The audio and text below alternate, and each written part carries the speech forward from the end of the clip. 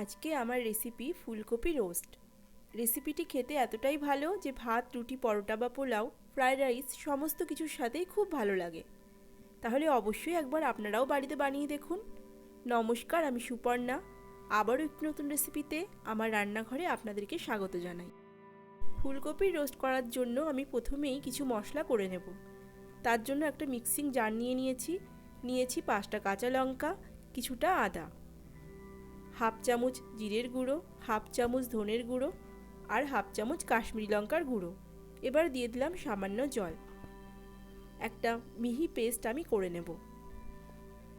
বাটিতে নিয়ে নিলাম মশলাটা আর মিক্সার জারটা ধুয়ে কিছুটা জলও নিয়ে নিলাম। এখানে আমি 2 চামচ পরিমাণ টক দই ফেটিয়ে রেখেছি। আবারও একটা মশলা করে নেব। একটা বাটিতে নিয়ে নিলাম 6টা কাজু বাদাম, কিছুটা কিশমিশ, 1 চামচ পরিমাণ পোস্ত আর 1 চামচ পরিমাণ চারমগজ। কিছুটা জল দিয়ে ভিজিয়ে রাখবো। তারপরে শিলনোড়ায় বা মিক্সার গ্রাইন্ডারে একটা পেস্ট করে নেব।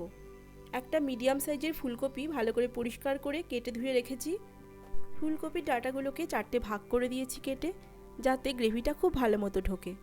এরপরে একটা কড়াইয়ে দিয়ে দিলাম পরিমাণ মতো রিফাইন তেল। তেলটা ভালো করে গরম হয়ে গেছে। এখন ফুলকপিগুলো দিয়ে দেব। একটু নেড়েচেড়ে নেব আর তারপরে আমি দিয়ে দিলাম স্বাদ অনুসারে নুন, দিলাম সামান্য হলুদ গুঁড়ো। ভালো করে নেড়েচেড়ে ফুলকপিটা ভেজে নেব। গ্যাসের ফ্লেমটা মিডিয়াম টু হাই রেখে ফুলকপিগুলোকে ভেজে নেব। ফুলকপিগুলো ভেজে আমি তুলে নিয়েছি। ওই তেলের মধ্যে দিয়ে দিলাম আরও 1 চামচ পরিমাণ তেল। এখন দিয়ে দেব ফোড়ন। ফোড়নে আমি নিয়েছি একটা তেজপাতা, শুকনো লঙ্কা, গোটা জিরে, গোটা গরম মশলা, এলাচ, লবঙ্গ আর দারচিনি। 30 থেকে 40 সেকেন্ড ফোড়নটাকে একটু ভেজে নেব। এখন আমি দিয়ে দিলাম মশলার পেস্ট, যেটা আগে করে রেখেছিলাম, আদা, লঙ্কা, জিরে, ধনে আর কাশ্মীরি লঙ্কা। এখন ভালো করে নেড়েচেড়ে আমি কষিয়ে নেব। গ্যাসের ফ্লেমটা রাখবো মিডিয়াম টু হাই। দেখুন কি সুন্দর তেল ছেড়ে দিয়েছে মশলা থেকে। আর এখন আমি দিয়ে দিলাম কাজু, চারমগজ, পোস্ত, কিশমিশ বাটা। আবারও ভালো করে কষিয়ে নেব।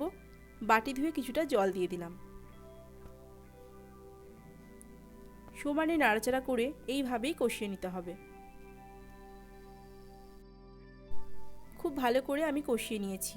আবারও তেল ছেড়ে দিয়েছে মশলা থেকে। আর এখন আমি দিয়ে দেব ফেটিয়ে রাখা টক দই।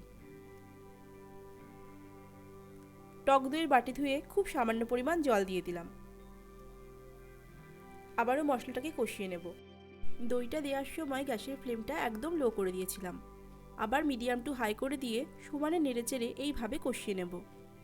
আর এখন দিয়ে দিলাম স্বাদ অনুসারে নুন। তবে নুনের পরিমাণটা সামান্য পরিমাণে দিতে হবে। আর এই সময় আপনারা চিনিও ব্যবহার করতে পারেন। যেহেতু কাজু কিশমিশ দিয়েছি তাই আমি আর চিনি ব্যবহার করলাম না। খুব ভালো করে কষিয়ে নিয়েছি। এবার তেলও ছেড়ে দিয়েছে। আর এখন দিয়ে দিলাম ভেজে রাখা ফুলকপিগুলো।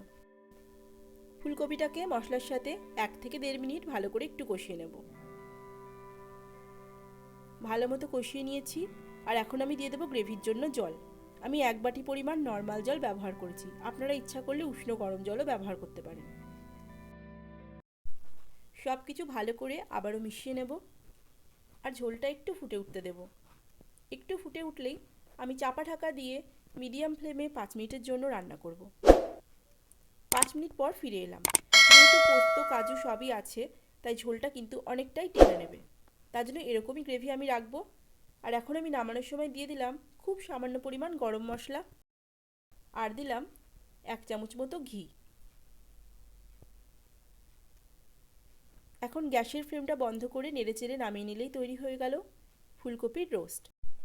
তাহলে বাড়িতে অবশ্যই একবার বানান, আপনাদের খুবই ভালো লাগবে। আর আজকের রেসিপিটি যদি আপনাদের ভালো লাগে তাহলে অবশ্যই একটি লাইক করে দেবেন, বন্ধুদের সাথে শেয়ার করবেন। বিভিন্ন রকম রেসিপি আমি ঘরোয়া উপকরণে খুবই সহজভাবে আপনাদের সামনে তুলে ধরি।